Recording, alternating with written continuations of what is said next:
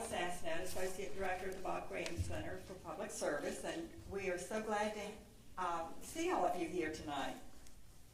This is the second program we have this year in our Explore More series, and it is our last event for the semester.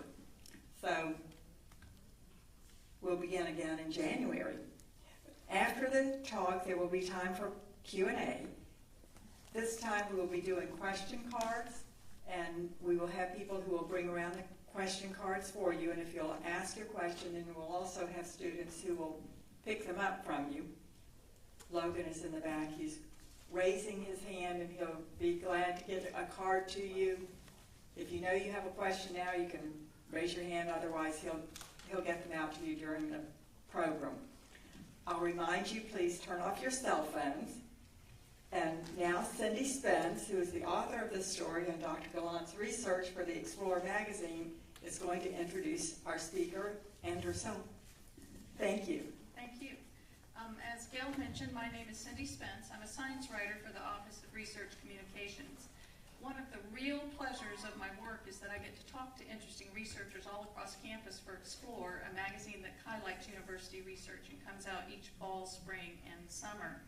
And we view Explore More as your chance to get to know the researchers as well.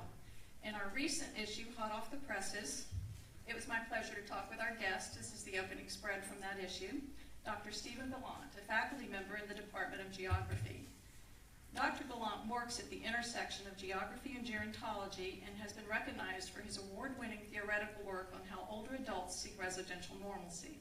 His work is especially timely, considering that for the next decade or more, 10,000 people a day will turn age 65. We will talk with Dr. Golant tonight in a short question and answer format and then open the floor to your questions. This is Dr. Galant's most recent book, Aging in the Right Place. And as you can see from my assorted sticky notes, I read it closely. The sticky notes represent my aha moments as I finally understood conversations I had been having with my older family members about their wishes for living in their retirement, in their older ages. The book explores the complex decisions people face about their living arrangements as they age, and it notes that where you live as you age may be among the most important decisions you can make. Dr. Golant also conducts research on the burgeoning field of gerontechnology, studying how older adults adopt technology to meet their needs. Dr. Golant did his undergraduate and master's work at the University of Toronto, received his PhD in social geography and social gerontology from the University of Washington. As a newly minted PhD, he joined the faculty of the University of Chicago and later came to the University of Florida in 1980. I found Dr. Galant's work fascinating as a daughter and daughter-in-law to members of the silent generation, and as a mom to a millennial who is curious about what my own aging will mean to her and to me. No matter your stage in life, this is a topic that touches all of us, and we are fortunate to have Dr. Golant here to talk with us. So please join me in welcoming Dr. Steven Golant.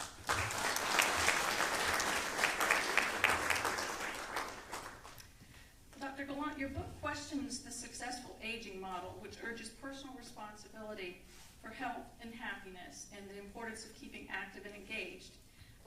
But you focus on the importance of environmental gerontology. How does this inform your view of the successful aging model? So, in the end of the 1990s, these two scientists, one from Mount Sinai Medical School and the other from University of Michigan, they published this book called Successful Aging. And the book has had a tremendous impact on how both older people as well as major stakeholders in society think about old age. And their message was a very simple one. They said, Americans should take personal responsibility for how they grow old. And indeed, if they take personal responsibility, they can avoid physical disease, they can avoid experiencing severe declines in their functioning, and if they take responsibility, they should keep actively engaged in life. They shouldn't, in many respects, give up the level of activities that they conducted in late middle age. Now, this is great advice, and it's hard to argue. the idea that we should take care of ourselves and get our checkups, take our prescriptions, make sure we have vaccinations, is obviously great advice. But even more controversial, what they argued was that it's never too late to take personal responsibility.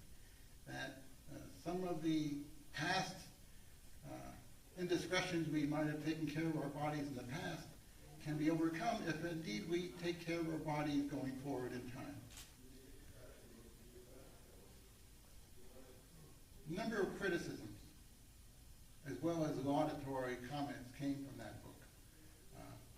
The criticisms are as such. One of the things that these very distinguished authors avoided to talk about is whether or not in certain places as opposed to others, in certain residential areas, in certain kinds of buildings, in certain kinds of environments, people can in fact take better care of themselves. In other words, is it easier in some places to age successfully than in other places? Is it better to age in place in your current homes as long as possible? Is it better to make a transition if necessary to some kind of an assisted living facility? Is it better to downsize, or is it better to just keep that memorable older home that you had for most of your life and stay put or age in place? So a good deal of my work has focused on to what extent place matters, and to question whether or not, in fact, it is better to age in one place versus another. And just to jump ahead to the punchline, is that aging in the right place is very much a personal affair, and you have to be careful to listen to the prescriptions of even distinguished scholars on how they pronounce the ideal way to grow old in our society. You characterize the concept of aging in place as an example of groupthink in American society. Why is that? So we're bombarded by all kinds of messages today, and some of them we're aware of them, some of them are more subliminal, you know.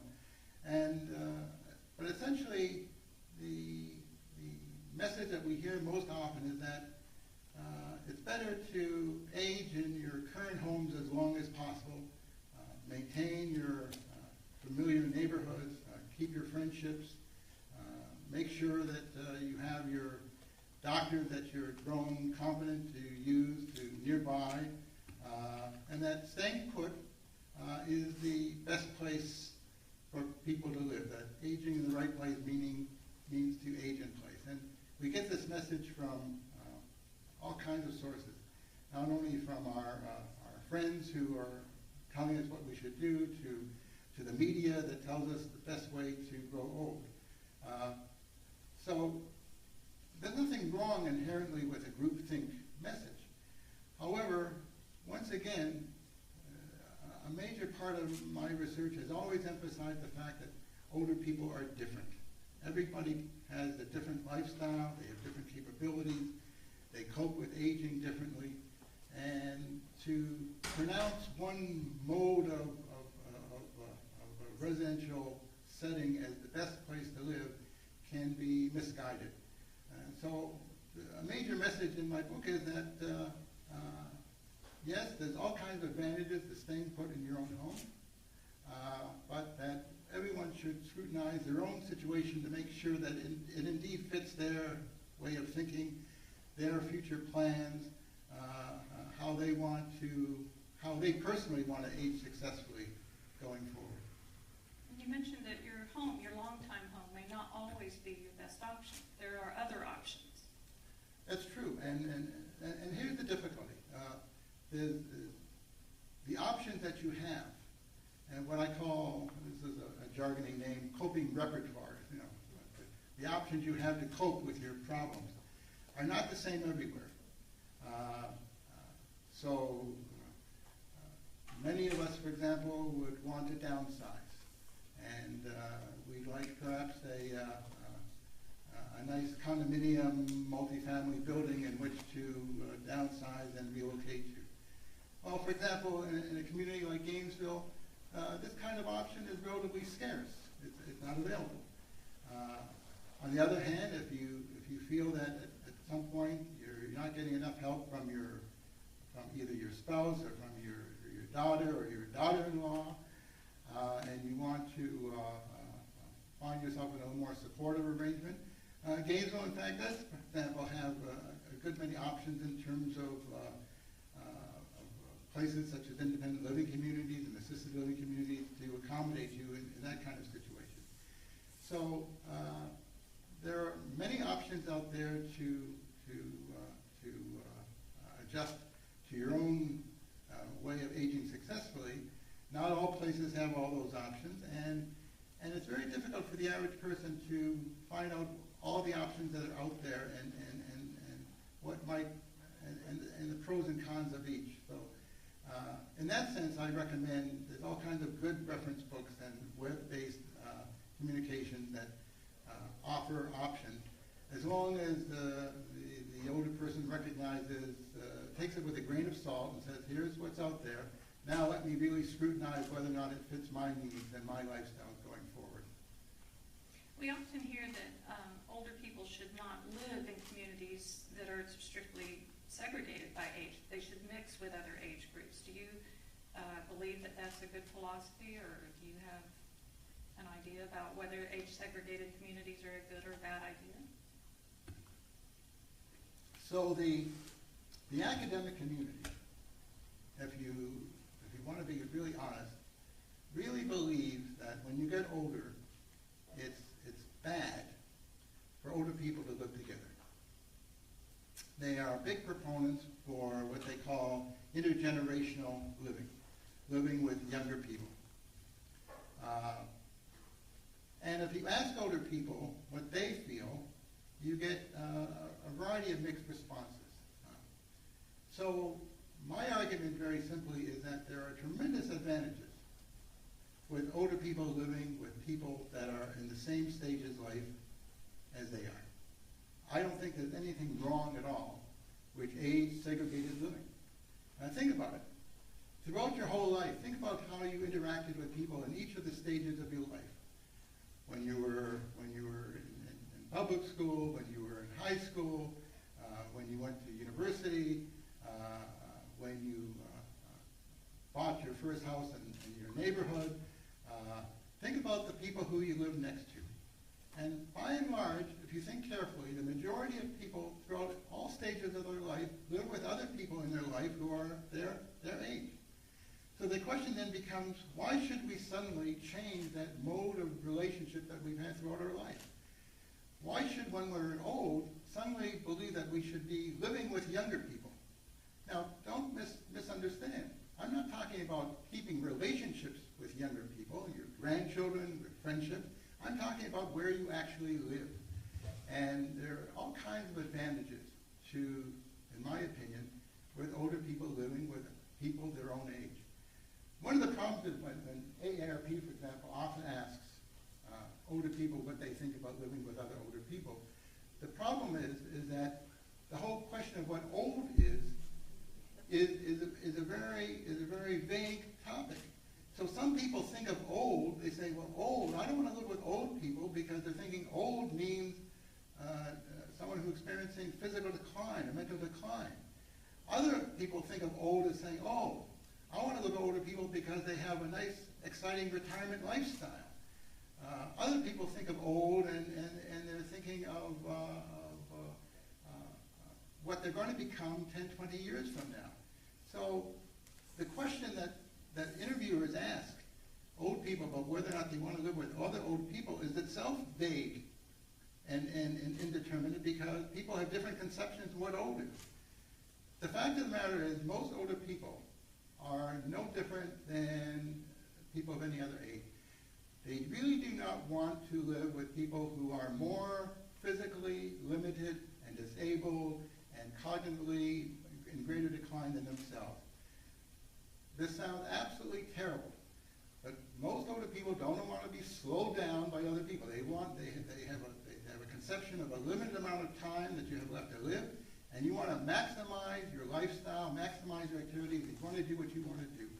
So the idea that you're going to be surrounded with people who are going to pull you down is not a particularly exciting prospect. On the other hand, the idea of living with other older people has all kinds of positive aspects if the people are in the same physical health and the same mental acuity as you are. You're sharing a common lifestyle. You can have an intelligent conversation with them. You can share your memories. You can share your fears of what's coming up because you know the other person has the same fears as you. So from a simply social psychological perspective, living with people your own age has many advantages. And just another point, from a pure economic perspective, what we know is it's a lot easier for older people to organize or older people to get services when they're living in a concentrated residential setting. Because think about it, if you're living in a building that you'd like to buy a van to take people for transportation, if the building has 150 people, older people who are interested in the same kind of transportation, they can share the cost. It becomes economically viable to provide a van for a building for 100 people, but if those 100 people are dispersed across some suburban landscape, it's very hard to justify the buying of a van. I know you're going to perhaps get to it later on, but there's a particular kind of neighborhood of older people that have taken hold in many communities throughout the United States called elder villages. Mm-hmm. And it's built on the principle that there's absolutely nothing wrong. In fact, it's very positive for other older people to live with each other. The idea of segregation of the old is not the same thing as segregation of the poor, or segregation by race, or segregation by ethnicity. There's all kinds of advantages with older people living with other older people. Is it for everyone? No. There's obviously some share of you who, as I speak these words, say, what is he talking about? I want to live with people I want to live with 20-year-olds and 30-year-olds and 40-year-olds. But I would argue that the majority of people who are in their 60s and 70s and 80s will enjoy better advantages with living with people in their stage of life than not. This clustering of a population allows for an economy of scale in accessing services. Yes. That's what you're talking about. Absolutely. Okay. You mentioned that in your book that one of the most important aspects as you age is connectivity to goods and services and to relationships. But most people are really more focused on retrofitting a home with ramps or grab bars or other things. How do you compare the importance of these two approaches to the environment? So, once again, people's opinions and viewpoints are driven often by practitioners and the academic community. And there's no question that there's a very strong push among academics and people like occupational therapists and architects and physical therapists to ensure that the dwelling that one occupies is going to be a protective, safe, and secure place, and not a place that increases one's risk of having problems. What do we mean by that? The question is, are you living in a house where, because there are stairs in various places that when you get up in the middle of the night and you go into the bathroom, you increase the likelihood of tripping over the stairs? Are your bathroom floors especially slippery, which again increases the likelihood of falls? Do you have grab bars in your bathroom so when you're taking a shower, your risk of falling is minimized? And this is not an unimportant topic. Every year, about 1/3 of Americans over the age of 65 fall. And the majority of those falls occur in their home. And more devastatingly, unlike when younger people fall, when older people fall, their injuries are more severe. So the idea that we should make a house safe, that we should avoid hazards in the house, and we should have good lighting in the house, and we should make sure it's heated and cooled properly, obviously is important. However, I would argue that even more important is the ability of older people to connect to those people and services and products that they consider most important in their lives. So that if you want to reach a good friend, you can easily access that person. If you want a prescription that you need right away, that it should be easily accessed from a pharmacy. And the good news, and this is one of the focus of the Generations article, celebrating the 50-year anniversary of the Summer of Love, the good news is that older Americans today have more ways to connect with goods and services and products than any previous generation. And as I've said many times, I'm always hesitant to celebrate good news about older people. And the reason I hate to celebrate good news about older people is there are those who are listening to this broadcast right now and saying, well, if older people have such good news, then we don't need to have specialized entitlement programs dedicated for old age. Let's make Social Security, let's make Medicare needs-based and not age-based. So I'm always wary about celebrating good news about older people because of the fear that it will give ammunition to those who feel that then we don't need to designate old age as a basis to deliver public programs. But having said this, the good news, I think, is that we have given opportunities to older people more so than any other generation to link. How so? Women, for example, a gender issue is very crucial. 50 years ago, a high share of women never drove a car because they never learned. It was not part of the lifestyle of women in that period of time. Today, almost equal numbers of women and older men drive a car. Today, we can we can deal with all our banking. There used to be a time when the literature is filled with what happens, particularly in older parts of cities, when older people go to the bank and get their Social Security checks and the deposit and go to the bank and there's always the fear of them being the subject of criminal activity and being ripped off. Today, virtually all your bill paying and your so many of our financial transactions can be done online. If we want virtually every kind of household good we can think of, we don't actually have to go out of our house to get it. Amazon is there. Deliver that toilet paper and those paper towels whenever we need it. We changed the emphasis on how we deliver long-term care in this country. In the 1970s, 50 years ago, there was a much higher probability that if you had physical frailty and decrement that you would go into a nursing home.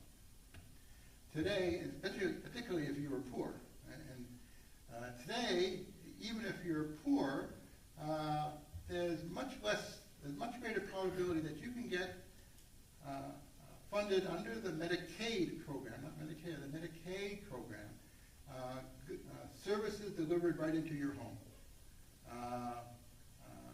In a large number of states, the budgets, for example, of the Medicaid program, which is geared toward lower-income older people, the budgets have shifted to funding nursing home, to funding care delivered into the older person's home, which means, for example, that you can age in place much longer period of time and get almost the same level of care that you might find in the nursing home by having home care delivered into your own home.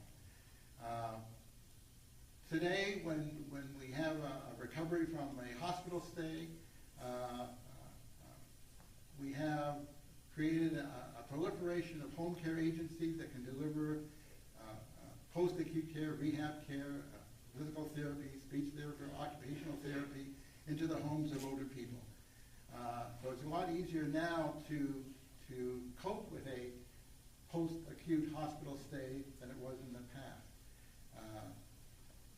It's hard to believe, but in the 1970s, hundreds of thousands of older people still didn't have a telephone.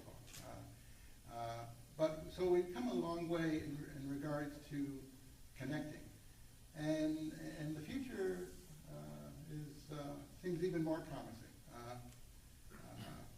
whether it's in our lifetime or not, perhaps the era of driverless cars will mean that the idea that you have some kind of physical disability or eyesight or hearing or reflex problems or motor skill problems won't matter. If the driverless cars can take us to wherever we want to go.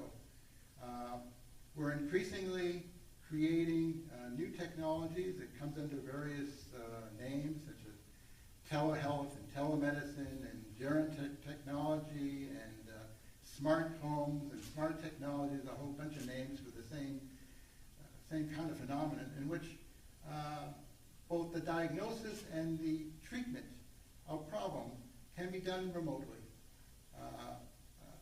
Most of you, for example, I'm sure, are acquainted with these, what are referred to as personal emergency response systems, essentially pendants that you wear around your neck, and in an emergency, if something happens, you push a button or you speak into it.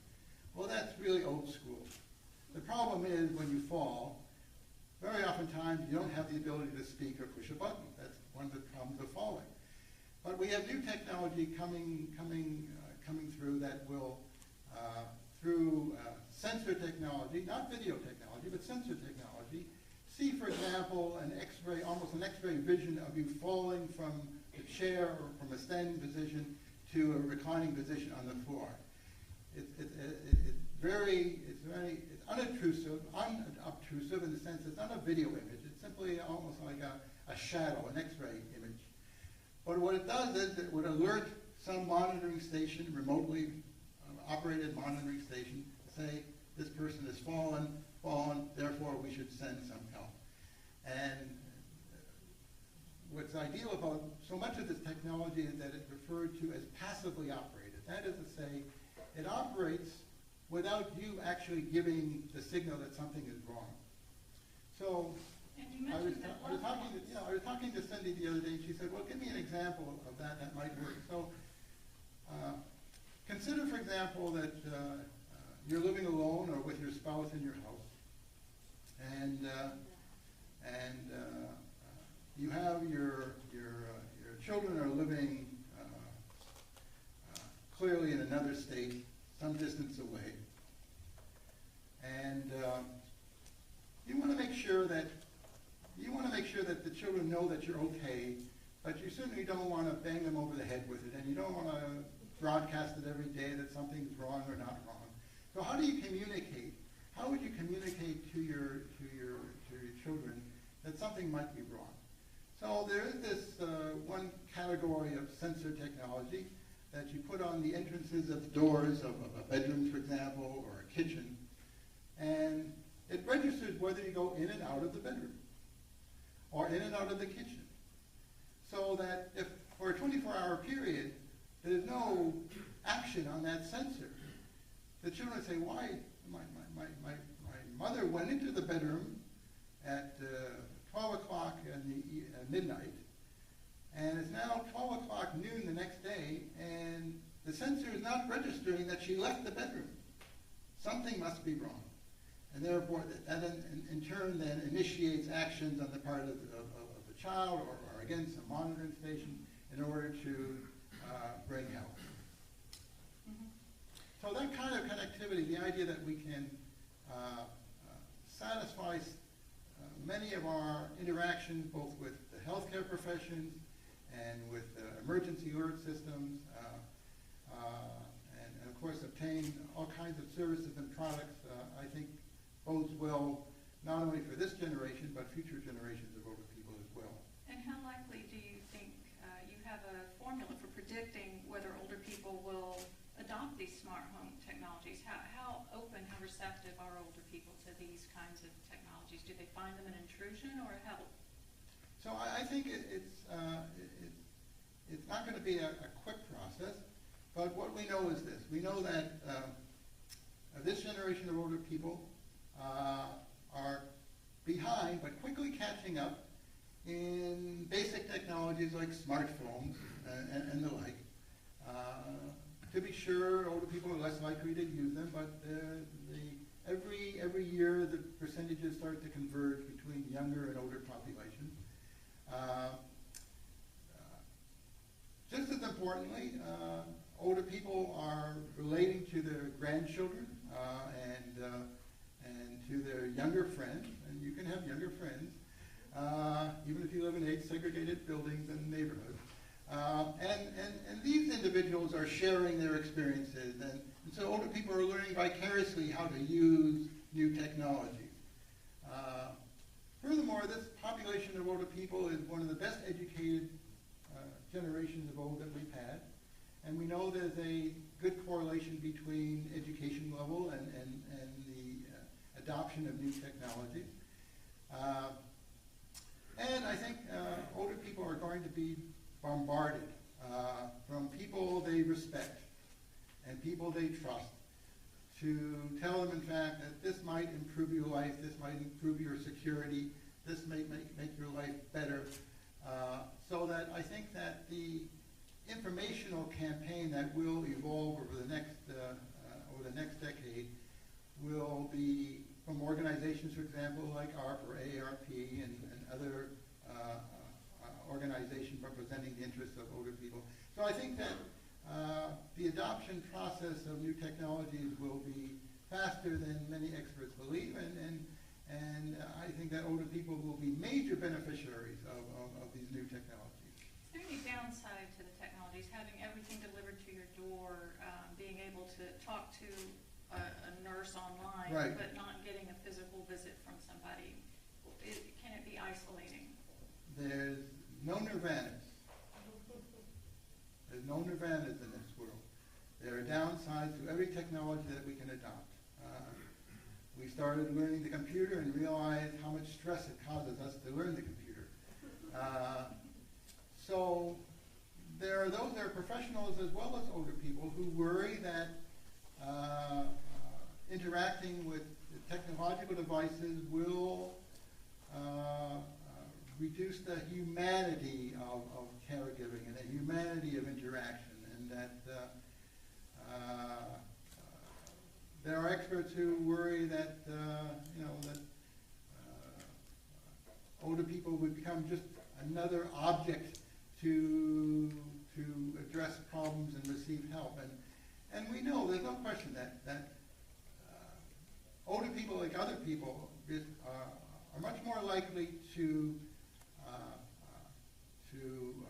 listen to their physicians and listen to their nurses when they have a trusting, positive relationship with these professionals.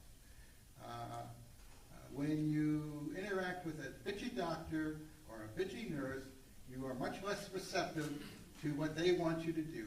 You're much less likely to follow their prescription of how you should follow your medicine and your response to your illness. There's a danger that if machine technology becomes more prevalent than not, that we'll lose that personal touch to some extent. And there's even a danger that if everything is done remotely for you, then you'll have less likelihood to talk to that local public supermarket or your mail person or to your doctor, and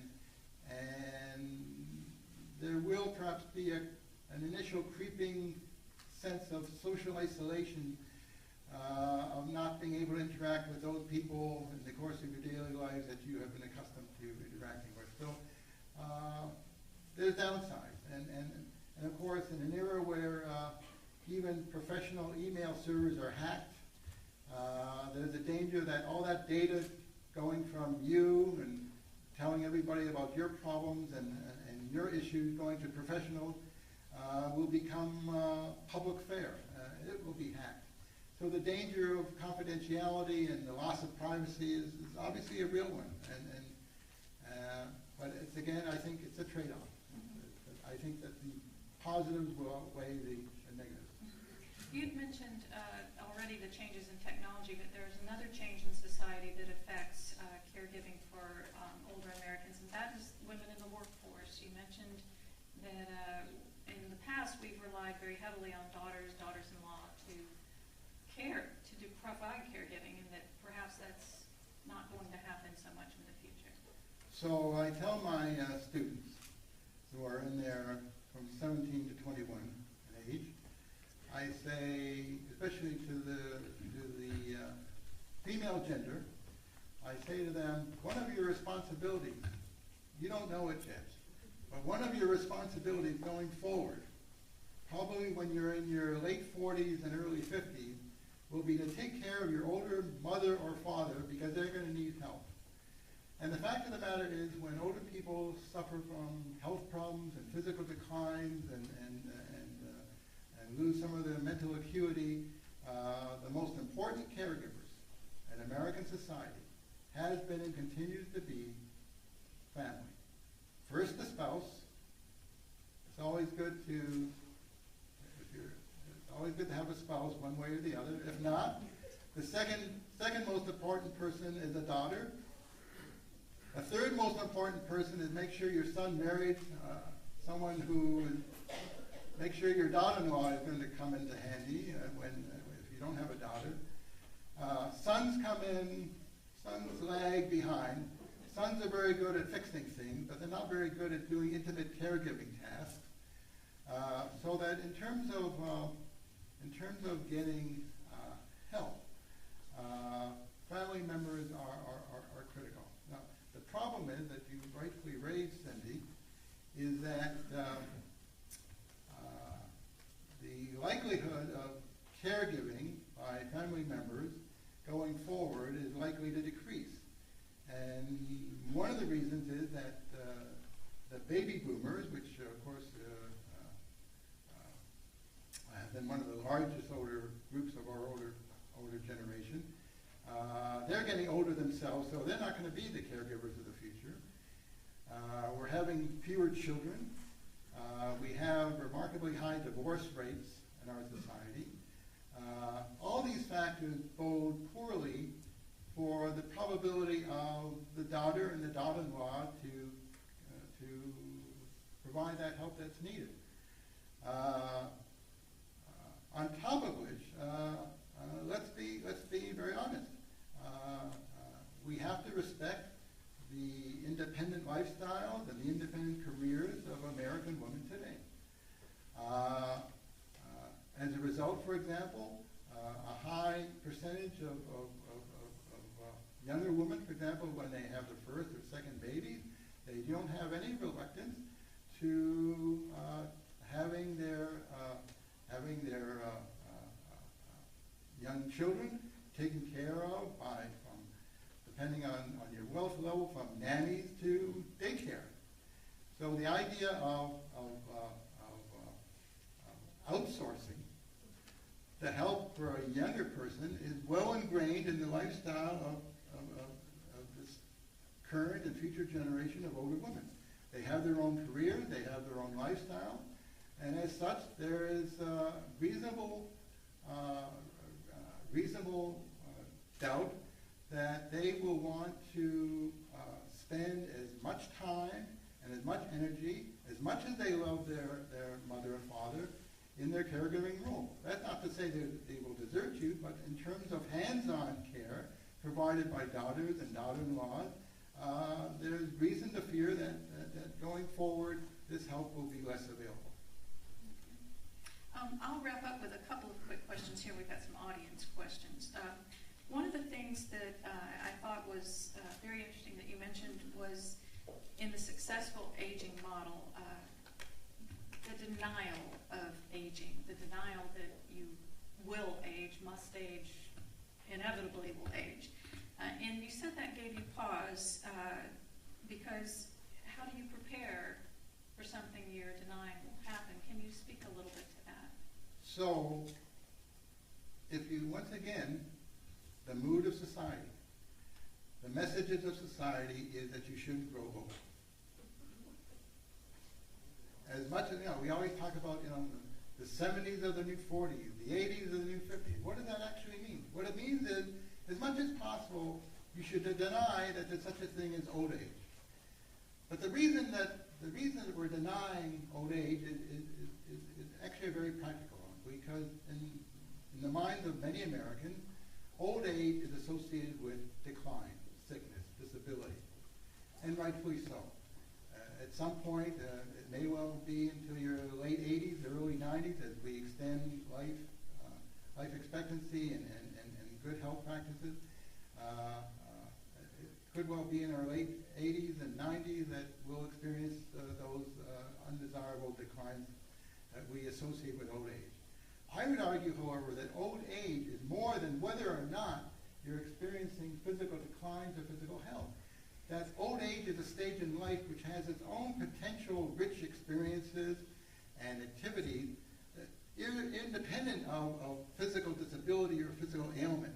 That is to say, there are those who argue, for example, that even if you retire, you should be active in the community, you should volunteer, you should take a part-time job, you should participate in your religious congregation.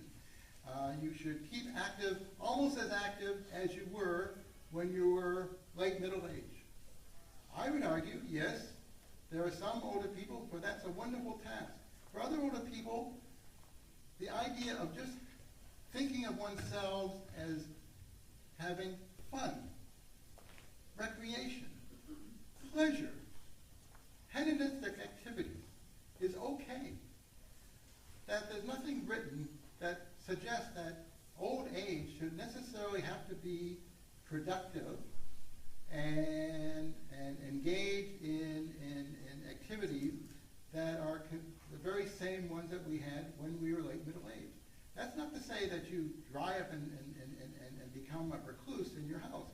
What it means is that you enjoy those kinds of activities, you enjoy a lifestyle that you want to pursue, and that you couldn't pursue earlier in life because you were engaged in productive activities. So I would argue that old age should be thought of as in its own right as a potentially a different and enjoyable stage in life where you can pursue your individual interests and lifestyles and goals, and yes, be a little deaf to all the pronouncements of society who argue how you're supposed to behave and how you're supposed to act and how you're supposed to conduct your life. One of the major messages in my book is know thyself. Know what's good for you. Know what your lifestyle that you'd like to practice. If you want to continue working until you're 85 and 90, indeed we have a president who believes that. That's fine. On the other hand, if you believe that it's okay after you retire to play golf, play tennis, to play cards, to play computer games, just to engage in good conversation with your friends, that's okay too. Alrighty. Well, we'll get to a couple of questions from the audience here. Susan asks, you mentioned the positive advantages of living in age-segregated communities as a good thing, not like class or racial segregation, but who can afford to live in these communities? In my view, this demographically implies upper-middle-class people and therefore excludes traditionally marginalized, disadvantaged groups. Does age segregation living imply or disguise class or racial segregation? Wow, that sounds like an academic review of my paper. Well, let's take the affordability issue. There are opportunities to live with other older people that are affordable. We have a whole range of active adult communities in Florida, for example, that cater to a wide array of incomes. So I don't think that by itself is a necessary barrier. Now, living in an age-segregated community doesn't necessarily mean you move to a community. You may simply be staying put in a neighborhood where everyone has simply grown old. As I mentioned to Cindy, there's a very interesting model that's adopted by many communities throughout the United States called elder villages, where older people themselves self-organize and create almost, in some ways, it's an Angie's List for older people, where they hire a half-time professional to give them guidance on age-related matters. They engage a lot of volunteers, and the major purpose is to, by joining forces together, and a very small membership fee, is to have access to information and services and recreational events that would be beneficial to the activity. In many ways, it's something that Hillary Clinton wrote about a while ago that's long forgotten, a book called It Takes a Village. The idea is that there are all kinds of advantages to living with a community of older people who have the same kinds of needs and wants, want to join the same kind of recreational activities. So that by itself, I don't think is an obstacle. What were some of the other, remind me, what were some of the other criticisms that individual? Does the age-segregated living imply or disguise that there is class and racial segregation? So they could... Right, I think that I think is not an unfair characterization, but we are creating more opportunities than ever for older people to live in age-restricted communities that cater to very specific subgroups of older people. We have, for example, active adult communities and independent living communities catering to the LGBT community, for example. Florida, in fact, was one of the first states that produced this kind of community catered to gay and lesbian individuals because they feel more comfortable living. This older group feels more comfortable living among people who share their sexual preferences. We're increasingly creating communities that cater to particular racial groups and ethnic groups. Developers are not stupid. They see a rising population, for example, of older Hispanics, and so they're creating communities that are catering to an older Hispanic group. Yes, I think there's no question that there is a danger. There is a danger that age segregation is somehow correlated with race and racial, but I think the problem is not the age-restricted community. The problem is the attitude toward race and minority status is the problem. Not. I think the cart is before the horse in that question. Okay. Tom was saying, uncovering resources to explore the right places to live does not seem easily or readily available. It took us a long time to unearth quality information on co-housing alternatives. AAAs and the Senior Center do not have these discussions. Can you suggest sources to find good dialogue on the right places locally?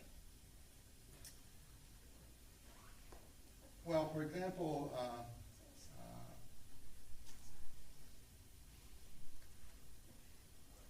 I don't want to question the participant, but there is more information than ever before in all kinds of media about your possibilities,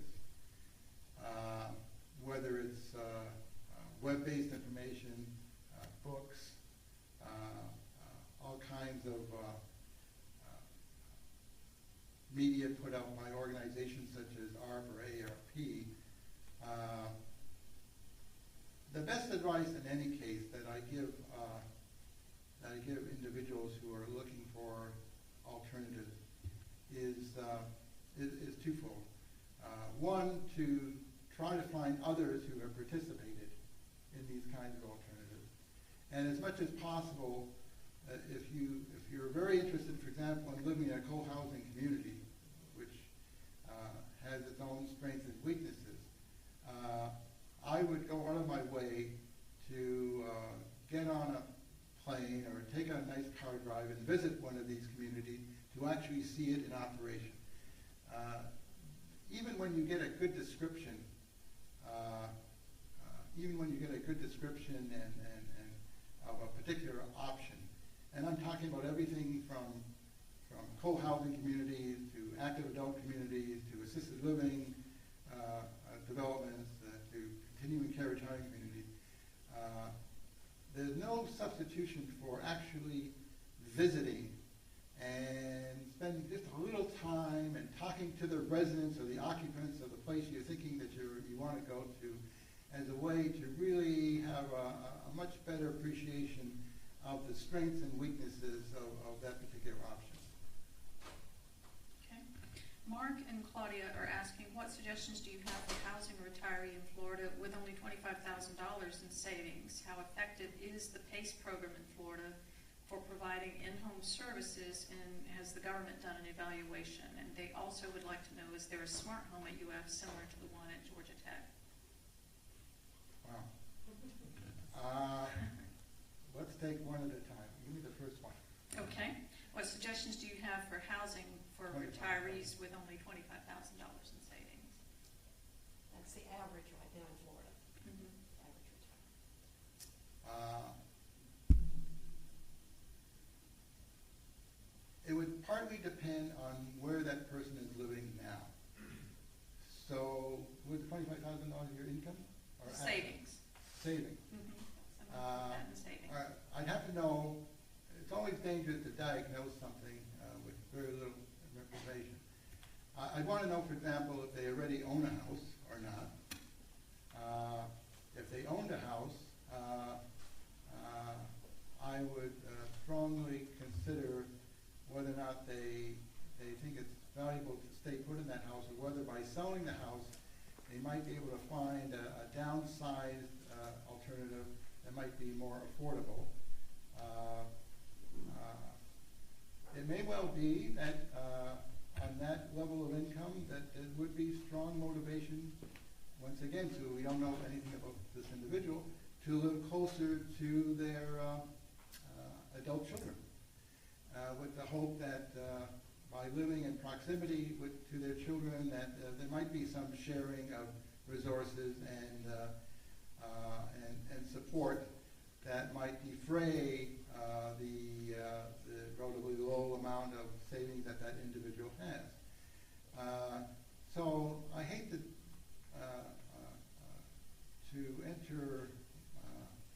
enter this kind of discussion more deeply, because once again, you have to know a great deal about the individual, their lifestyle, their current residential situation, to fully give a good answer to that question. Okay. They also asked how effective the PACE program is at providing in-home service. We don't, okay. So the PACE program is, there's not a lot of PACE programs around. And a PACE program, one of the advantages of a PACE program, it's almost like a health maintenance organization which has a fixed address.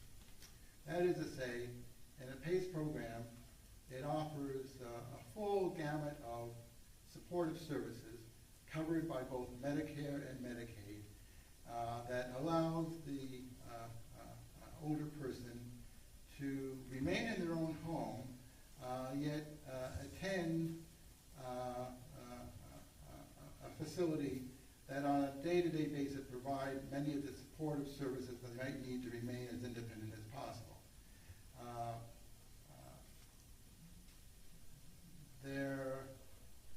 It's dangerous to generalize whether the PACE program is working well or not.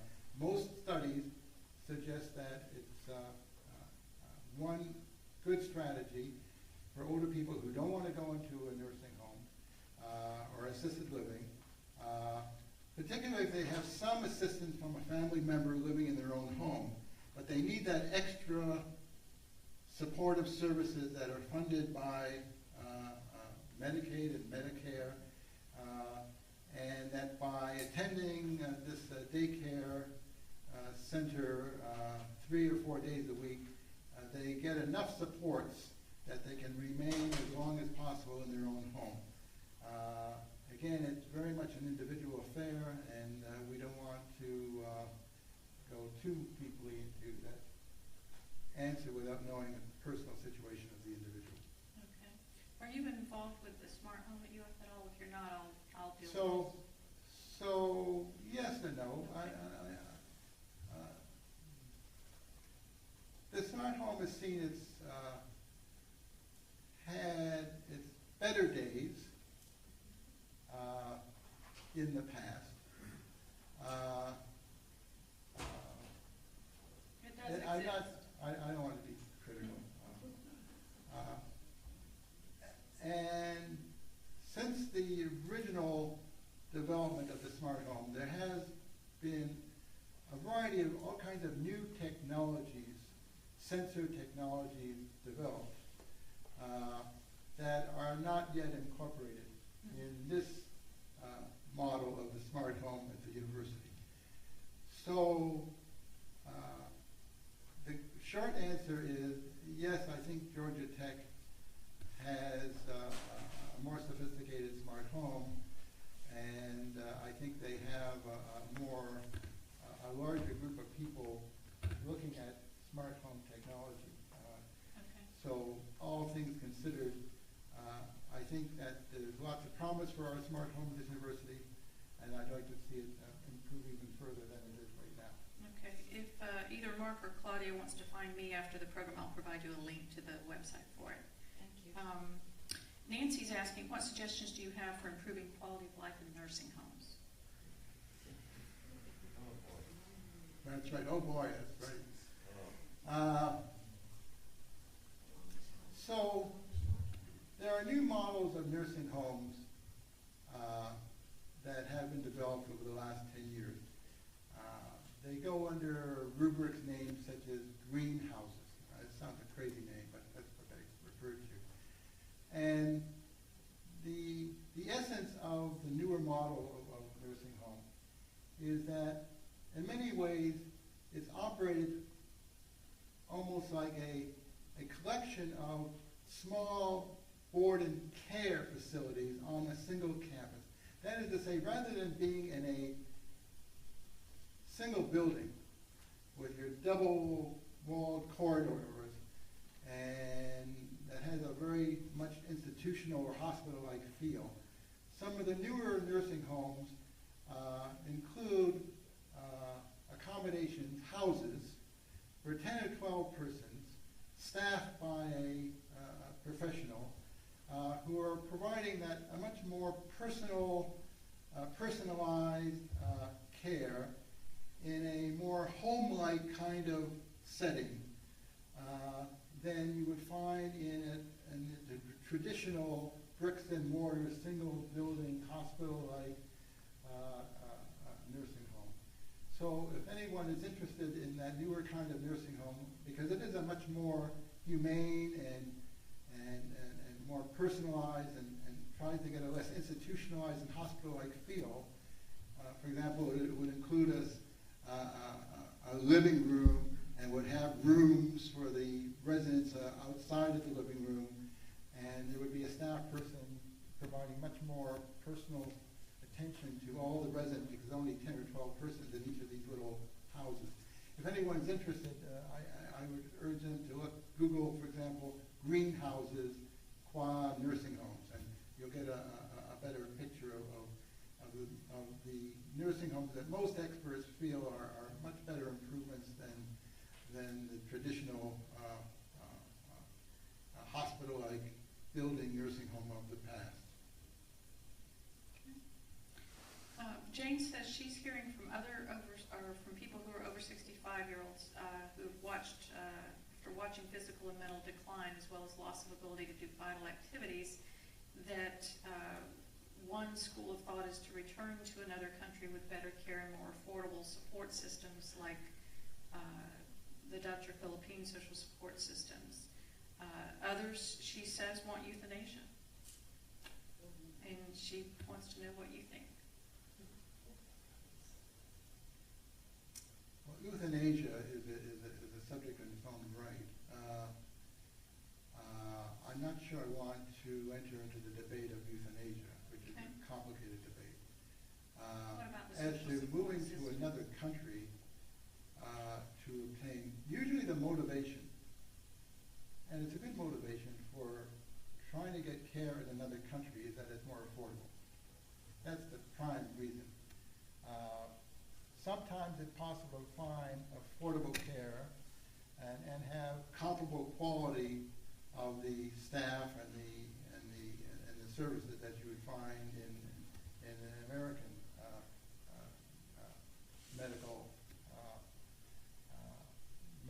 facilities. The downside, the important downside of trying to obtain care in another country is that it's the problem of communication. It's very hard and is loaded with ambiguity to communicate with our healthcare providers when we both speak English. It's doubly difficult if the person has experienced some cognitive decline and they're attempting to communicate with healthcare professionals. It's just as difficult when an adult daughter or son is helping us communicate with a healthcare professional and get some resolution. So when you take all these forms of communication and you transplant them in a foreign country where English is not the dominant mode of communication, my worry is that there will be new kinds of problems and issues arising because of faulty communication between the patient and the healthcare provider. Well, unfortunately, we've run out of time for questions. So I encourage everyone, if you want to pick up Dr. Galant's book, or you can speak with him afterwards if you'd like to as well. And please join me in thanking him for his time.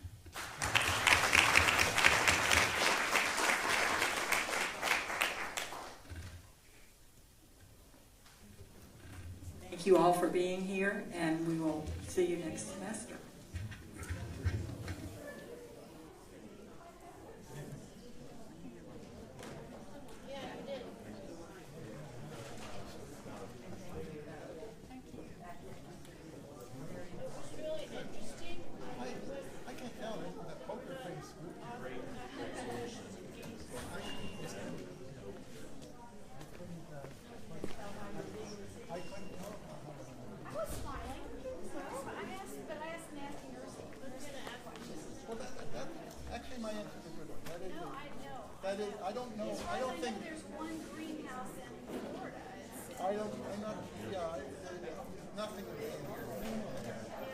And you have